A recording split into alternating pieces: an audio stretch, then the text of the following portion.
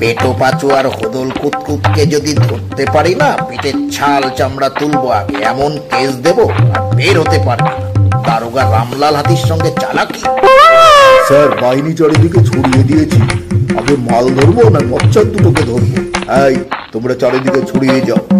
মাল কামানোটা আমাদের না, মানে ধরাটাই আমাদের লক্ষ্য। তবে দুটোকে ধরলেও আমদানি ভালোই হবে। কিন্তু এসপি যে কড়া নির্দেশ দিল বমাল দুটোকে ধরার জন্য, স্যার তখন অসুবিধা হবে না যদি জানতে পারে?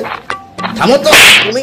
এসপি হলো বড় ডাকাত, মোটা প্যাকেট পাঠিয়ে দেবো, খুশিতে আটখানা হয়ে যাবে, বুঝতে পেরেছো? বাজারে কি পয়সার দরকার তা তো তুমি বোঝনি। না স্যার, বুঝতে পেরেছি। আমার ছেলেটারও একটা বড় স্কুলে পড়ানোর ইচ্ছা, বুঝলেন? যদি কিছু মাল এক্সট্রা আমদানি হয়। তাহলে তোমার ম্যাডাম আমার বলছিলেন এই ফ্ল্যাটটা একটু ছোট, হাত পা ছড়িয়ে থাকার জন্য বড় ফ্ল্যাট দরকার।